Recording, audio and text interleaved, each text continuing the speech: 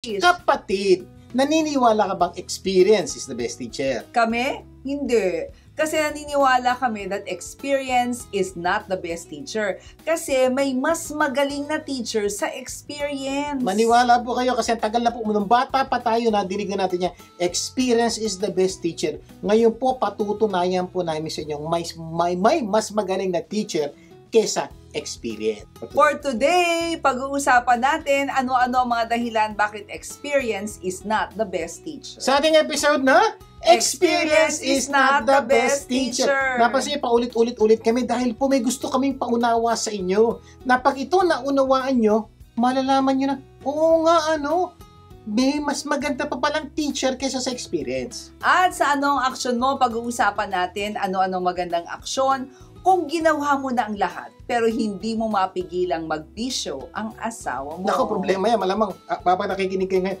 ay, oo, ganyan nga. Ginawa ko na, wala talaga. Suko na ako. Kaya magalala, may tuturo kami sa inyo. Mamaya. Pero bago mga yan, simulan natin ang programa ng Believe It or Not segment. Ito pong parte natin programa na nagbibigay kami ng mga paniniwala na pwede magpaganda ng inyong buhay kung paulit-ulit namin pinapaalala kung paniniwalaan nyo at gagawin nyo. Ang Believe It or Not quote natin sa araw na to ay, I can is 100 times more important than IQ. Yan. Dito po, kinumpara yung I can and IQ. Makinig po kayo mabuti kasi marami pong tao nagsasabi, kaya hindi maganda buhay ko, kaya hindi ako successful kasi mababa lang ang IQ ko. Kung sa palagay mo, hindi ka na pagkalooban ng katalinuhan o ng mataas na IQ, at parang medyo kulang ka sa pinag-aralan, dapat kang maniwala that I can is 100 times more important than IQ. Oo, sa Tagalog, ang katagang kaya ko ay mas importante o 100 better oo, sa katalinuhan. Yan. Kasi po, normally, yung ginagawa natin excuse, tama-tama, excuse sa pinag-usapan natin sa mga nakaraang buwan na linggo po. Ginagawa natin excuse, kaya parang tinatanggap na natin yung kalagayan ng buhay natin ngayon dahil naisip natin, pananiniwalaan natin na, mababa lang pinag-aralan ko, hindi ako ganun katalino Kaya, maniwala ka. I can is 100 times more important than IQ. Maraming buhay ang nasisira at maraming pangarap ang hindi naaabot dahil sa palagay nila hindi sila matalino o mababa o kinulang o kinapo sa IQ. Totoo yan po, napakadami pong ganyan na nililimit po nila yung kanilang buhay because of their IQ. Tawag po IQ sa mga hindi po nakalam. Intelligence quotient. Normally, ginagamit po ang IQ para sukatin daw po yung galing o katalinuhan ng isang tao. Ang problema po, maraming tao, ang pananaw nila, mababa ang kanilang IQ at dahil doon, mababa rin ang maaabot Huwag sa kang buhay. mag-alala. Mababa man ang IQ, pero meron ka namang I can. Kaya kung kayong aming pinag-uusapan, dapat mula sa araw na to, maniwala ka that I can is 100 times more important than IQ. Siguro tatanong, sir, paano naging mas importante I can sa IQ? Bigyan po ng example para hindi kayo mahirapan. Pag-isipan nyo mabuti. Balikan nyo yung mga valedictorian at salutatorian nung elementary high school kayo.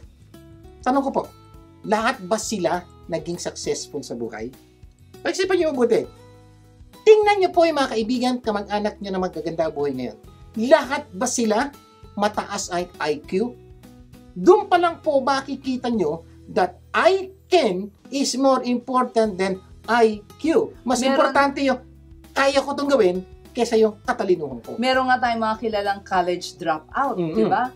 Pero talaga ba naman, nag-succeed sa buhay, di ba? So, di ba, sabi mo nga, di ba, kapag may mga reunion, nakikita natin yung mga dati nating kaklase na honorable mention. Valedictorian, salutatorian. Oo, hindi natin sinasabi na hindi sila magsasucceed. Pero, may nakikita ka na merong tao na hindi katalinuhan, pero grabe naman ang asenso sa buhay. Kasi nga po, siya po, yung ginawa niya, kaya niyang gawin yung I can. May ibang tao, marami po dito, maraming alam, maraming katalinuhan, pag kumuha ng IQ test, pagkataas-taas, pero hindi po na i-convert sa I can. May mga tao po, mababalay IQ, hindi ganun karami yung katalinuhan. Pero yung konti niyang alam, na-I can niya. Ibig sabihin, napuput niya into practice, kaya mas umaasenso pa siya doon sa mga tao mas mataas ang IQ. Dahil paulit-ulit nga namin sinasabi sa inyo that I can is more important o 100 times more important than IQ. Kaya mula sa araw na ito, huwag mong isipin kung mababa ang IQ mo o hindi ka ganong katalinuhan o medyo parang hindi ka nakatapos ng pag-aaral. Ang importante, sabihin mo sa sarili mo, I can o kaya ko to. And when you do that, there is something that is coming out from within na lumalabas. Diba? Intindihan niyo po, naalala niyo nung bata pa tayo, inabot yung NCEE. Oo. Di ba kumuha kayo ng NCE? Sir, ang baba ng grade ko sa NCE. Baba talaga ang IQ ko. Iba naman, sa NCE, 95, 96, 98, 99. Tataas po ng... Kasi noong pong panahon natin, yung po ang basehan ngayon, wala na NCE, di ba? Basehan po, sukatan ng ating IQ. Pero ngayon po makikita nyo, maraming tao, ang taas sa grade ng NCE, pero di ba kagandahan ng buhay? Pero maraming tao na medyo hindi kataasan, pero maganda ang buhay. Oo, nag-aral, nanood ng mga educational videos sa YouTube, di ba? Nagbasa ng maraming libro, at itong mga bagay na ito, hindi nyo kailangan mataas sa IQ. Ibig sabihin, kahit sinong average or even below average IQ, pag ginawa nyo I can read, I can learn, I can do this, I can, lalamangan nyo po yung mga tao mataas ang IQ. Sa panahong ito, hindi naman kailangan ng sobrang katalinuhan o mataas ang IQ. Basta kaya mong itanong kay Google, diba? Manood ka ng mga videos na talaga makakatulong sa'yo, magbasa ka, talaga namang matututo ka, no? Kailangan mo lang gawin, magtanong, maniwala, at yung natutunan mo, ginagawa mo. Sa totoo lang po, sa panahong ito, isa sa pinaka-importante, matutong magtanong. Kasi karamihan po ng dapat nating malaman, kung itatanong lang natin, malalaman natin. Kaya nga po, sabi yung panahon nito, i-google mo lang yan. Unlike many years ago, sino ang naka-invento nito? Sino ang nauna gumawa nito? Matalino ka pag alam mo kasi nasa utak mo. Medyo gone are the days na po ganun. Ngayon po, hindi mo man alam yun, no problem. Basta kilala mo si Google o kaya si ChatGPT. Okay? Alam mo, sa totoo lang, susulat mo lang, sasabihin mo lang, sasagutin, alam mo na. Alam mo, meron nga tayong diba, mga mekaniko na dati inaaral pa talaga paano gagawin to, paano mag-change oil, ngayon pwede mo nang i-google, at pwede mo nang gawin on your own. Right now po, napaka-importante, I can. Ano po yun? I can ask questions. I can follow instruction. I can do this. Pag ginawa niyo po yung I can na yan, ay sigurado ko po, gaganda buhay niyo. Oo. If you can ask, then anumang oras ng pangangailangan mo, sasagot yan. Pero, may isa pang magandang, you can ask. Oo. Mas magaling to kay Google, no? Kasi sabi ng Diyos, for my thoughts are not your thoughts, neither are your ways my ways, declares the Lord. For as the heavens are higher than the earth, so are my ways higher than your ways, and my thoughts than your thoughts. So, isang another way po para gumanda ang buhay, I can, is matuto po tayong magtanong sa Diyos. I can pray. I can ask God's will. Pag ito po, ginawa niyo po araw-araw yung I can na to, that I can pray, makikita niyo po, marami po kayong di alam malalaman niyo. Marami po kayong problemang di niyo kayang solusyonan, masusolusyonan niyo. Bakit? Tumatawag po kayo sa Diyos, sa mga Diyos, sa tari ng mga hari. Kaya sana mula sa araw na to, maniwala at gawin ninyong I can is 100 times more important than IQ. At sigurado kami, gaganda ang buhay niyo. Believe it! I can is 100 times more important than IQ. Sana marami tayong natutunan na tunay na magpapaganda ng ating buhay. Pero bago tayo mag-break, magbibigay daan lamang tayo sa travel tips, lalo na sa pamimili ng hotel. Okay, isa pang tip na pakinggan niyo po ito. Marami pong tao hindi gumagawa nito. Pag ginawa niyo ito, makikita niya, pwede palang mas makatipid pa, makapag-hotel na ako, pero hindi ganun kalaki ang magagastos ko. Number 1, learn to book directly. Madalas kasi umaasa tayo sa mga booking apps dahil mas madaling mag-book at mag-search. Totoo po. Diba? Isa po, ano po mangyayari pag kayo po ay nag-book directly? Pwede po kayong gumamit ng booking app, hotel app. Tingnan niyo. Pag nakita niyo na yun, hanggat maaari, huwag kayong mag-book doon sa booking app. Ano yun? I-search niyo yung hotel, makikita niyo po sa Google yan, yung kanyang telephone number. Tawagan niyo po. Sir, bakit? Kasi po sa apps, hindi kayo pwede makipag-negotiate. Hindi kayo pwede humingi ng discount. Pag tumawag po kayo mismo dun sa hotel, makakausap kayo ng tao ron, kuminsan po, at mas madalas nakakahingi po kayo ng discount o nakakahingi kayo ng upgrade kasi po, mismong may-ari o nagpapatakbo ng hotel ang kausap nyo. Unlike po sa app, Hindi po, app lang po yun. Not only that kung meron ka namang app ng hotel mismo. Oo, pwede mo hanapin yun. Pwede mo hanapin yung katulad ng IHG. Yan, pwede rin po yan. Yes, kaya kung gusto niyo ng bakasyon na walang konsumisyon, mag-book sa Crown Plaza Manila at Holiday Inn Manila Galleria. Magbabalik pa po ang Buhay Unleashed. Huwag bibitiw. Nagbabalik ang Buhay Unleashed. Vic Garcia po muli. At Abiling Garcia. Dadako na tayo sa Ikaw, Ano Action Mo segment. Tandaan, you are what you do, not what you say you will do. Sa Tagalog, hindi po puro ngawa, dapat may gawa dahil ikaw ang produkto na yung ginagawa at hindi na yung sinasabi. Sa segment na ito, hahanapan natin ng aksyon ang mga sitwasyon na nangangailangan ng solusyon. Kaya kung mayroon kayong sitwasyon na nangangailangan ng aksyon, ipadala nyo lang po sa aming Facebook at YouTube account na Buhay Unleashed at baka sitwasyon nyo na ang susunod naming aksyon. Ang sitwasyon natin sa araw na to ay ano-ano magandang aksyon kung ginawa mo na ang lahat pero hindi mo mapigilang magbisyo ang asawa mo. Ito po ang mga pwedeng gawin. Number 1, believe that there are things you have not done. Ano yun? Maniwala ka, meron ka pang hindi nagagawa. Oo, kasi minsan para sinasabi natin, nako, I did everything. Nagawa ko na lahat. I did my best, di ba? Pero kapag sinabi mong ginawa mo na ang lahat, nako, hindi ka na maghanap ng solusyon. So, yun po yung unang ilalagay nyo sa isip nyo.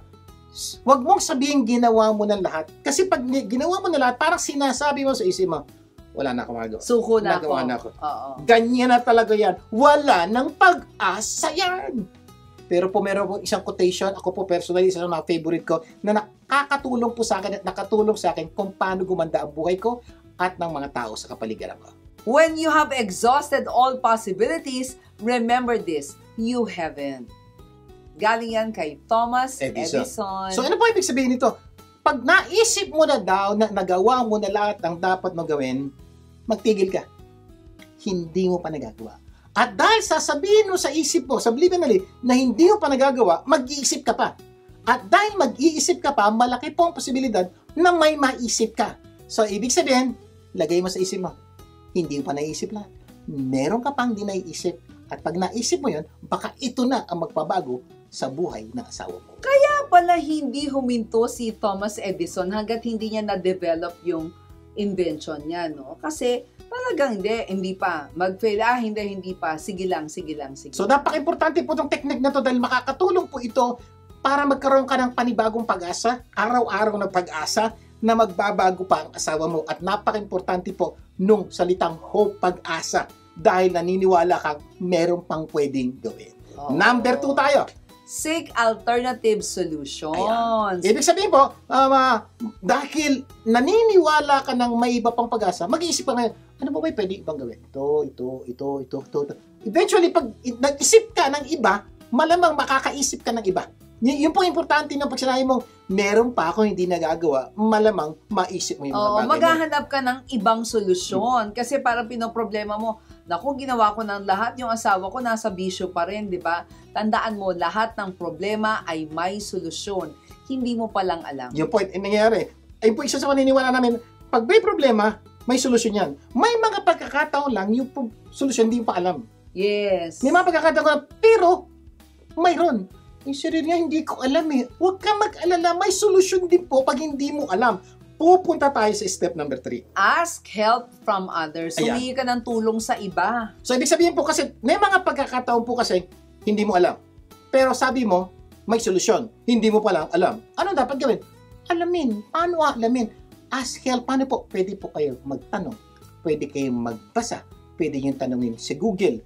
Tanongin niyo po sa ChatGPT. Pwede po kayong mag-search sa YouTube. Pwede po kayong magpa-counsel. Ang dami pong pwedeng gawin para malaman niyo yung ibang solusyon. Kasi tandaan niyo po, pwedeng ikaw, ubus na. Ikaw. Pero nanay mo, meron pa. Tatay mo, meron pa. Ibang tao, meron pa. Yung counselor mo, iba pa. Pag natin, ay, oo nga, hindi ko pa nagagawa. Bakit niyo po na-discover yun? Kasi naniwala kayo, hindi pa. At nagtanong kayo. Kaya sabi ng Bible, there is wisdom in the counsel of many. So, ibig sabihin na po, pag kayo po ay mayroong problema at hindi mo alam ang solusyon, ang sabi ng Diyos po nagsabi, magtanong ka sa iba. Kaya nga meron tayong segment na itanong mo lang. Yan. Sabi natin doon, di ba? When you don't know, don't guess. Ask. So ibig sabihin po, matuto po kayo magtanong dahil sigurado po ako, may alam sila na hindi mo alam. Pero may caution kami ha, siguraduhin nyo lang na hihingi kayo sa mga taong tama. No? Yung may kaalaman, sila yung mga taong may kakayanang tulungan ka at hindi ka pagkwentuhan. So napaka-importante po nun ha. Oo. Payo po ng Diyos, humingi tayo ng tulong sa iba. But sabi nga po, paalala ni Ma'am Evelyn, huwag lang nyo po i-share ang problema nyo sa iba. For example, may problema kayo sa asawa nyo. Huwag nyo po i-share ang problema nyo sa kaibigan nyo may problema rin sa asawa. Wala pong kapupuntahan nyo kasi may problema rin siya. Maghanap po kayo ng taong pinag-aralan, may kaalaman, solusyon ng problema ito. Sino po ito? Yung mga idol nyong pamilya. Ay, maganda buhay. Doon magtanong. Okay, yung mga marriage counselor. Okay? O kaya yung mga spiritual counselor nyo. Sila may kaalaman at kasanayan sa pagtulong sa inyo. Sila lapitan nyo. Isa sa pinakamagandang hinga ng tulong ay ang Diyos, di ba? He is a very present in times of trouble. So, ibig sabihin po, may mga pagkakataon po talaga di mo alam ang gagawin mo. When was the last time hindi ka ng tulong sa Diyos? Diyos po mismo na nangako. Nandyan siya pag ikaw nangangailangan. Pag ikaw nagtanong, sasagutin ka niya. Pag ikaw nanalangin, bibigyan ka niya ng tulong. Please, kung may problema ka sa asawa mo na parang wala na pag-asa, hihingi ka ng tulong sa Diyos. Yes. Number 4, do what you need to do with faith. Yan, napaka-importante po kasi po, pag nagtanong ka, nag-pray ka, nagbasa ka, nag-aral ka, may malalaman kang bagong gagawin para sa problema mo sa asawa mo.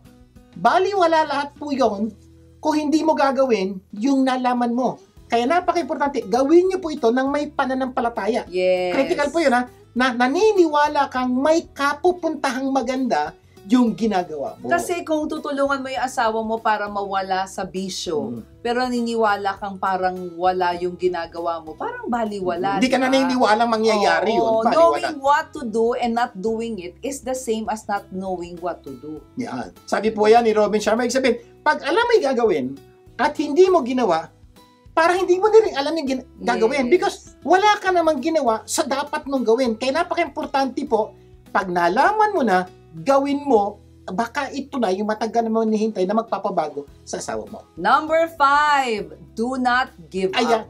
Kasi wag susuko. Kasi may mga pagkakataon po sa buhay ganito. Alam mo yung gagawin. Ginawa mo ng 1 linggo, walang nangyari, tumigil ka.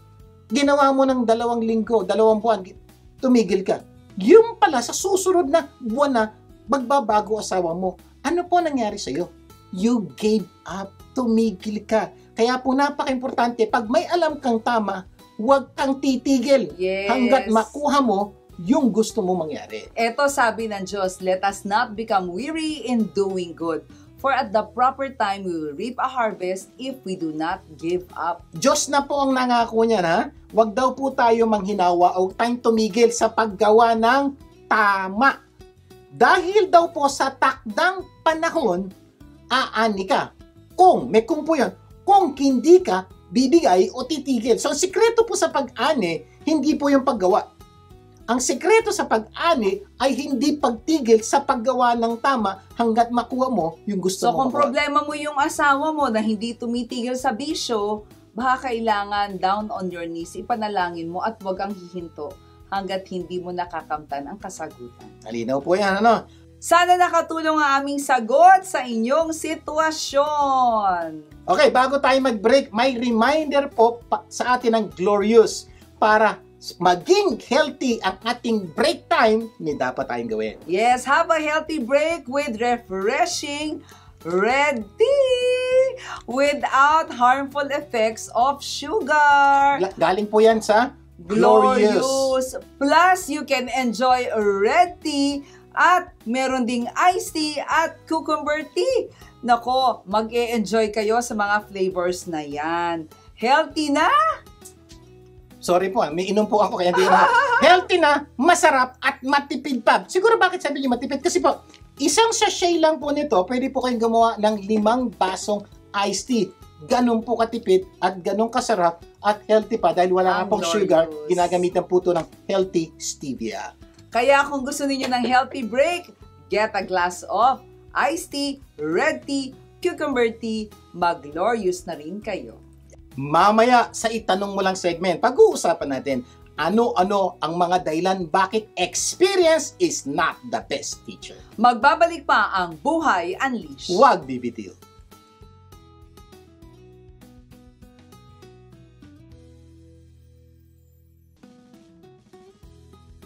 Nagbabalik ang Buhay Unleashed, Vic Garcia pumalik. At Avelyn Garcia. Dadako na tayo sa ating segment na itanong mo lang. Dahil ang paniniwala namin, when you don't know, don't guess, ask. Sa Tagalog, kapag hindi alam, huwag manghula, itanong mo lang. At para simulan ng itanong mo lang segment, pakinggan natin ang kasagutan sa inyong mga accounting questions mula sa President and CEO ng Caballero Lacsa & Company CPAs na si Lorna Lacsa. Lorna! Magandang lalaki sa iyo, Sir Vic, at magandang babae sa iyo naman, Ma'am Avelyn. Ayan. So, sa panahon na to na nanggaling sa pandemic, ang daming nagtatanong, paano daw ba isarado ang kanilang business? So, kung ano po ang oras na binibigay natin sa pag-register ng new business, times 3 po ang pagsasarado ng negosyo. Okay? So, some tips lang po. Gamitin natin itong acrostic na close, no? So C, you have to cancel all licenses and permits. And L, liquidate all assets. Kailangan i-dispose natin ng ating mga property and equipment, i-convert natin ng receivable to cash, at kung ano mang mga assets available sa negosyo. And O, obtain a certificate of non-existence of business. And S, secure a tax clearance. Kailangan malinis ang record natin sa DTI, sa SEC, o kaya sa Bureau of Internal Revenue. And E, end all employees contracts, lease contract, at lahat ng agreements.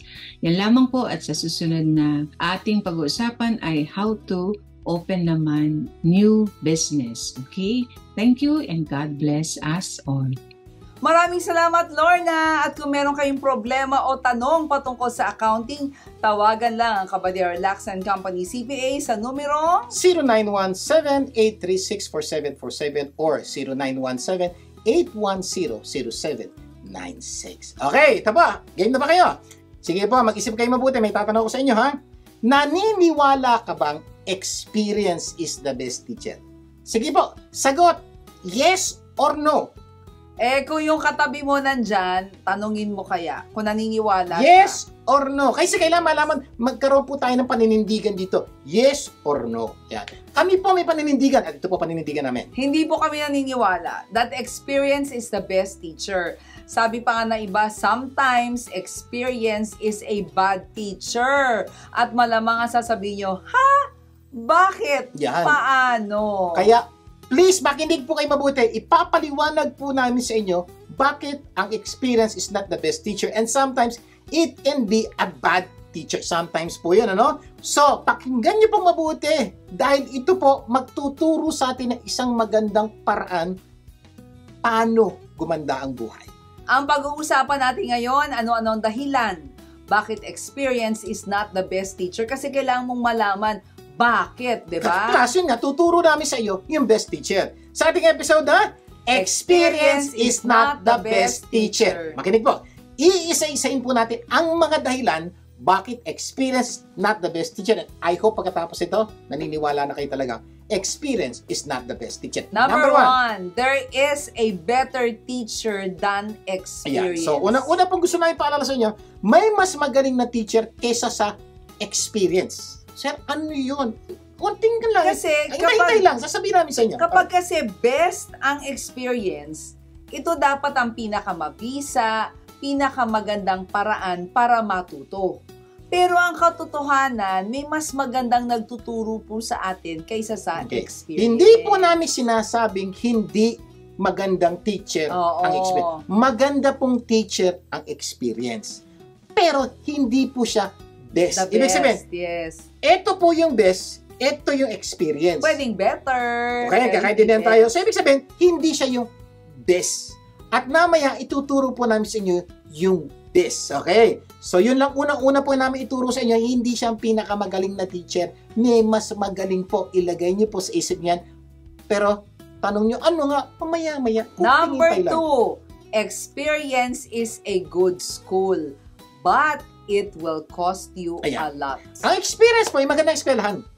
Pero magastos po at mahirap po ang experience. Bakit naman naging magastos, mahirap ang experience? Papaliwanag namin sa inyo. Malaki ang babayaran mo sa tuition kasi ang experience, ibang klase. Katulad yan. Sample. Oo. Kung na-experience mong mabaon sa utang, di ba?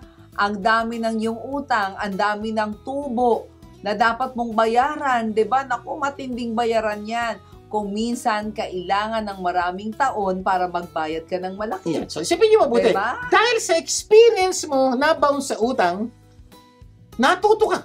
Oo, maganda naman. So, ibig sabihin, sir, kaya maganda, experience the best teacher. Because yung mga sitwasyon, yung mga pangyayari, experience ko, natuto kong hawakan ng tama ang kaperahan. So, tamang experience is the best teacher. Hindi po.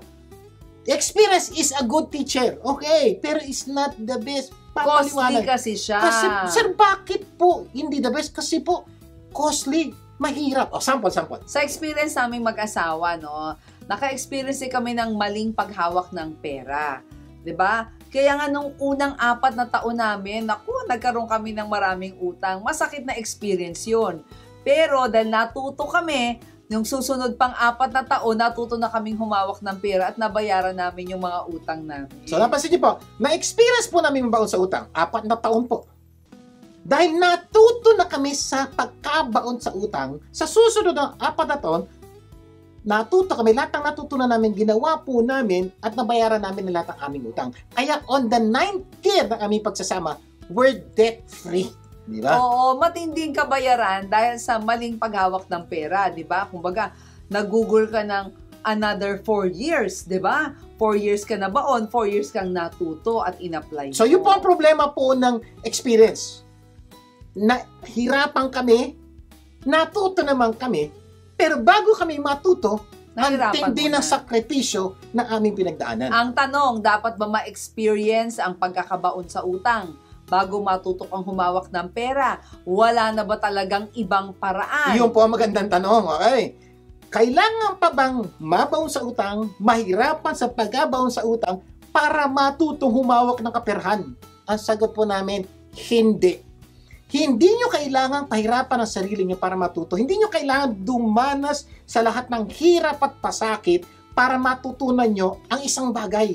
May ibang paraan. Parang kailangan mo pa bang daanan na magkaroon ka ng matinding problema sa asawa mo? Kailangan pa bago ka matuto. Kailangan pa ba kayo mag-divorce, hiwalay, para matuto ka? Mag-annulment, oo. Hindi po. May paraan po para hindi mo na kailangang pagdaanan yan, pero matututunan mo yung dapat mo matutunan, pero hindi ganun kahirap. O kailangan mo pa bang daanan na ma-scam ka? 'Di ba? Maloko ka ng ibang para matuto tao para ka matuto.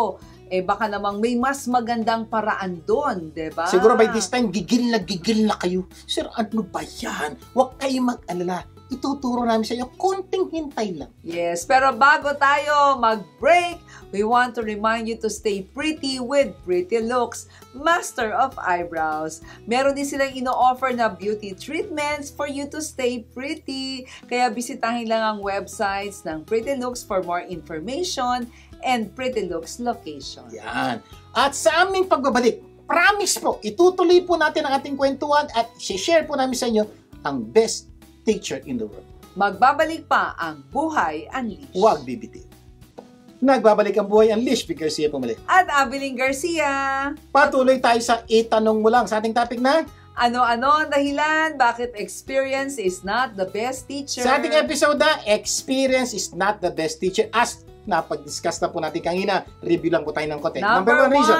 There is a better teacher than experience. Yan, meron. Number 2. Experience is a good school. For a good teacher. But it will cost you a lot. Mahal pong maningil ang experience. Masakit, mahirap, matinding sakripisyo. Yung po ang problema ng experience. Dadanasan mo muna lahat ng hirap para ka matuto. Ayaw po namin mangyari sa inyo. Kaya ito po.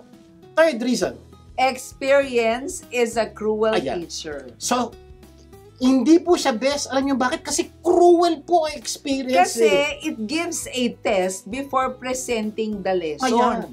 pahihirapan ka muna bago ituro sa'yo yung dapat mong matutunan o malaman. Yan po ang problema namin sa experience.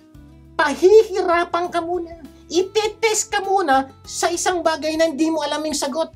Malamang, babaksak ka. Sir, bakit ako babaksak? Hindi mo nga alam ang sagot. Dahil hindi mo alam ang sagot, babaksak ka, mahirap ka, parurusahan mo sarili mo, kumisan din lang sarili mo, pati asawa mo, pati pamilya mo, lahat mapaparusahan dahil naniniwala ka experience is the best teacher. For example, sa paghawak ng pera, you will experience na mabaong ka sa utang.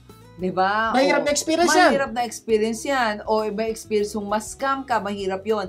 Maraming araw na hindi ka na makakatulog. Diba? Maraming beses na mag-aaway kayo mag-asawa dahil sa problema nyo sa pera. Pag-isipan nyo mo po kaya cruel. Na-experience yun lahat yun. May problema kayo sa pera, nag-away kayo, nagkainisan kayo, maraming araw hindi kayo makatulog, problematika.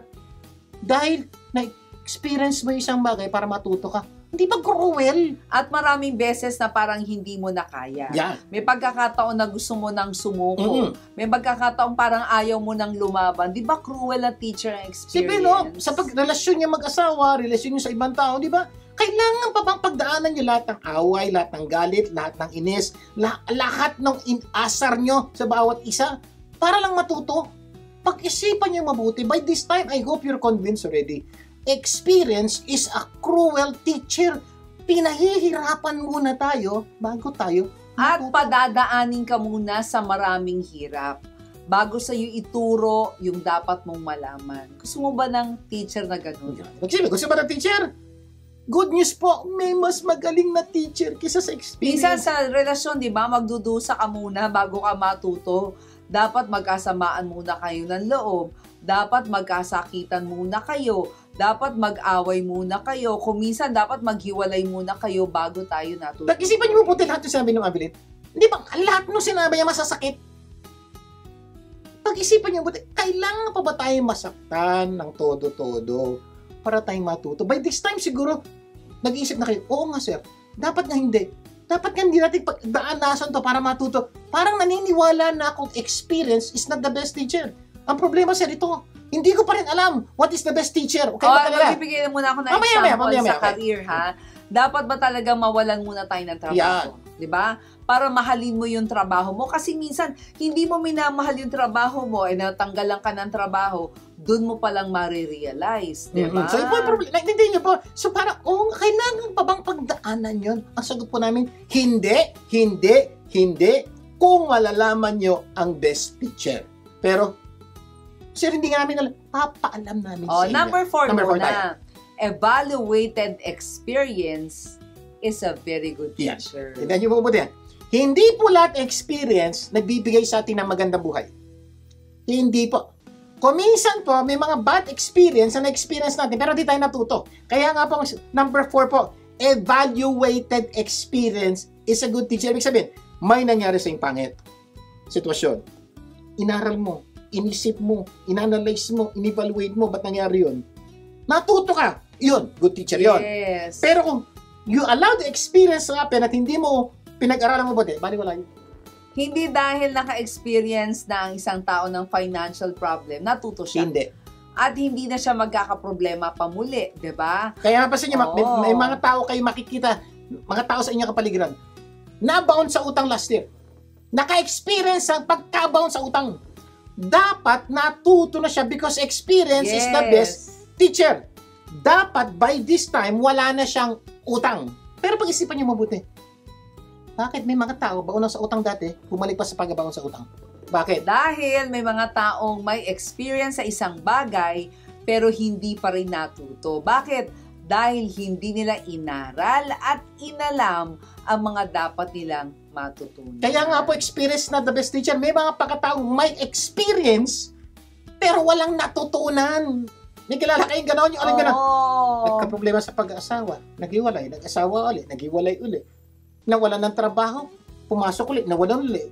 Kasi may experience, pero hindi natuto. Kaya po dapat evaluated experience is a good teacher. Oo, paulit-ulit lang yung problema o yung kanilang experience sa problema. Sabi nga ni John Maxwell, experience isn't the best teacher. evaluated experience is. Kasi every day I learn something new. But until I evaluate what I learn, I won't change because of what I learn. Yung po sabi yan actually po nagsabi na experience not the best teacher, pero mas maganda daw ay yung evaluated. So ito po ang punto ko. Kung meron kang experience na nahirapan kayo, aralin nyo. Yes. Ano yung pagkakamali nyo? Ano yung dapat nyo matutunan? Evaluate nyo at matuto kayo dun sa inyong pagkakamali. Pag ginawa nyo po yun, experience is a good teacher. Matuturuan kayo para hindi na maulit yung problemang yun. So yun po. But still, experience is not the best teacher. Oo, pwedeng good, di ba? Kaya makakakita kayo ng mga taong maraming experience sa buhay pero hindi pa rin maganda ang buhay. Pero may ibang taong konti lang ang experience, ha?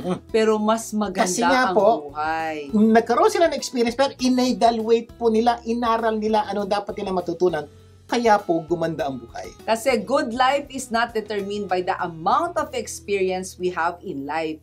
It is determined by the amount of what we learn from our experiences. Yan po, napaka-importante. Ano ba yung natutunan natin sa experience na pinagdaanan natin? Sabi ni Aldous Huxley, experience teaches only the teachable. Hindi lahat ng tinuturuan nito ay natututo. Ang natututo lang ang mga gustong matuto. Yun po, kaya mapansin nyo, may mga tao po talagang paulit-ulit lang problema. Kasi hindi nga po natututo. Kaya napaka-importante, kayo po, matuto kayo sa mga pinagdadaanan nyo para hindi na maulit. Di ba parang may mga ilang beses na nagka-problema ka sa relasyon, hanggang ngayon may problema ka pa rin. May kilala ka bang ganyan? Kasi hindi na natuto. Yan. O ilang beses na lumipat ng trabaho, may problema ka pa rin dun sa bago mong trabaho. Kasi nga, hindi natuto, hindi po gumamit ng evaluated experience. Kaya tandaan mo hindi dahil marami kang pinagdaanan, gaganda ang buhay mo. Hindi po. Gaganda lang ang buhay mo kung natuto ka sa iyong pinagdaanan. Naku, ganda po. Mamaya po, i-share na po namin sa inyo ang best teacher in the world. Magbabalik pa po ang Buhay Unleashed. Huwag bibitiw. Nagbabalik ang Buhay Unleashed. Big Garcia po ulit. At Abiling Garcia. Patuloy tayo sa ating itanong mo lang segment, sa ating topic na. Ano-ano ang dahilan bakit experience is not the best teacher? Sa ating episode na experience is not the best teacher. Ito na pag-usapan na natin kina. Review lang tayo. Number 1. There is a better teacher than experience. Number 2. Experience is a good school or teacher, but it will cost you a lot. Number 3. Experience is a cruel teacher. Number 4. Evaluated experience is a very good teacher. This time, ito na po yung best experience, best teacher in the world. Yes. Number 5. Learning from experiences of others is the best teacher. Ito po ang best teacher in the world. Matuto tayo sa mga experiences ng iba. Nung mga taong naghirap, nagsakripisyo, trinato ni experience na cruel, pinahirapan, dumanas lahat ng problema. Nakita na natin yung resulta nun. We learn from them. When we learn from them, that is the best Parang teacher. nagda-drive ka, nakita mo yung nasa harap mo, nalubak, di ba? O bumagsak Nakita mo sa yung hole. oo. Oo. Matuto ka na doon, dadaan ka pa ba doon? Bakit dadanasin mo pang masira yung kotse mo? Yung po ang ibig sabihin ng learning, matuto tayo sa experience ng iba. Pag ito po ginawa nyo, natuto ka, pero hindi ka nahirapang gano katulad ng mga taong na-experience yun. Pag ito po naunawaan nyo, ang dami pong sakit, pighati at pasakit na mababawas sa buhay niyo. Si Andy Andrews naniniwala dyan. Nagsumasang-ayon siya na experience is not the best teacher. Other people's experience is the best teacher. Yan ang totoo at dapat nating paniwalaan. So, ibig sabihin, you talk about teacher. Best teacher po is learning from other people experience. Ang susunod po is evaluated learning. Pag natuto sa yung pagkakamali, okay na yun. Evaluated experience or learning. At ang pangatlo, doon pa lang po ang experience. Pangatlo po siya. Yes. Ang number 1 po is learning from the experiences of others. Yes. At bakit ba namin nasabi that learning from others is the best teacher? May mga dahilan kami. Number 1, learning from others is not cruel. Yeah. Diba? Hindi mo na kailangan dumaan sa matinding hirap para matuto ka. Kailangan mo lang matuto sa matinding hirap ng iba. Ganun na lang. So, aralin mo paano sila. Ano yung experience nila, ano yung mga natutunan nila, ano yung ginawa nilang mali, huwag mo na gawin. Ano yung natutunan nila, gawin mo. Para yun na paghirapan nila, pinagdaanan nila, hindi mo pagdanasan. Kung nabaon sila sa utang dati, ay, ito mali nilang ginawa, ito mali nilang ginawa, ito, hindi ko gagawin yun. At dahil hindi mo na ginawa, hindi mo na pagdadanasan, hindi ka na mahihirapan. Oo, nahirapan na nga sila sa mali nilang ginawa eh. Ang dapat mo lang gawin, wag mo nang gawin yung mga mali nilang ginawa at gawin mo yung mga tama nilang ginawa. 'Di ba? The best yan. Natuto ka nang hindi ka gaanong nahirapan. Paghihirap mo lang inaral mo yung buhay nila. In-evaluate mo. Hirap yan, pero kumparado sa experience ng taong dumaan sa problemang yon, wala ka kwenta-kwenta experience yung hirap. Ito yung hirap nila. Ito lang yung hirap mo. Tanong, alin ang gusto mo? Itong hirap na to o ito? Nakita mo yung isang tao may lung cancer kasi inom ng sigarilyo, inom ng alak. Okay, hit ng alak at inom ng sigarilyo. Hindi po, joke lang po. So, ganun po yung nangyayari. Oo, di ba? Sigarilyo, nasira yung baga, di ba? So, dahil alam mo yun, di mo nang gagawin. So, yun po ibig sabihin, learning from experiences of others. Number 2, reason para maniwala kayo talaga. Ibig sabihin, maniwala kayong learning from others is the best teacher. Number 2. Learning from others will not cost you so much. Yeah. Diba?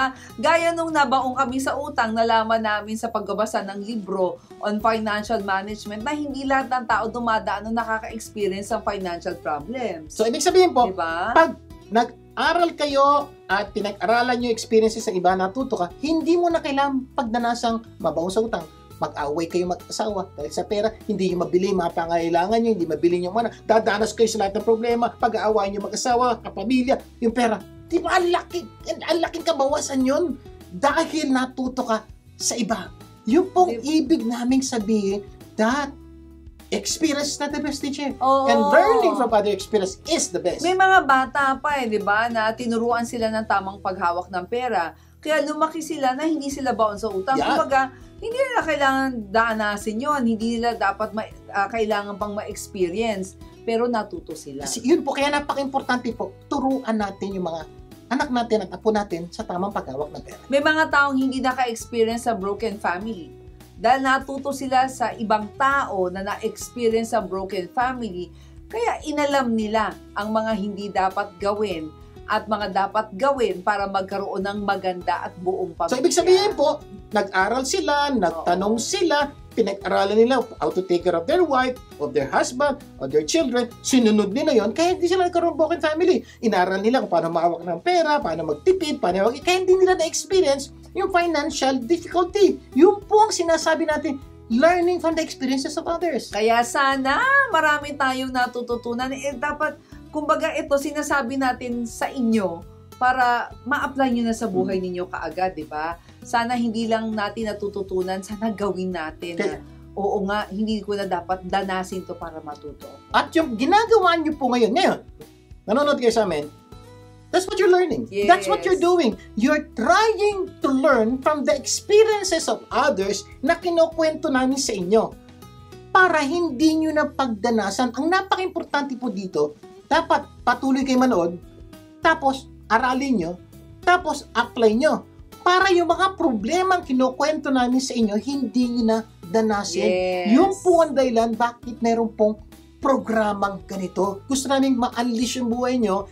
Isa pang unleash, ma-unleash yung mga problema sa buhay nyo o hindi na kayo magka-problema sa mga problemang yun dahil natuto na kayo sa mga experience sa iba. Paano yan? Manood ng programang ito, magbasa ng libro, punta sa YouTube, magtanong, magpa-counsel. Ang dami nyo pong pwedeng gawin para matuto sa pagkakamali ng iba.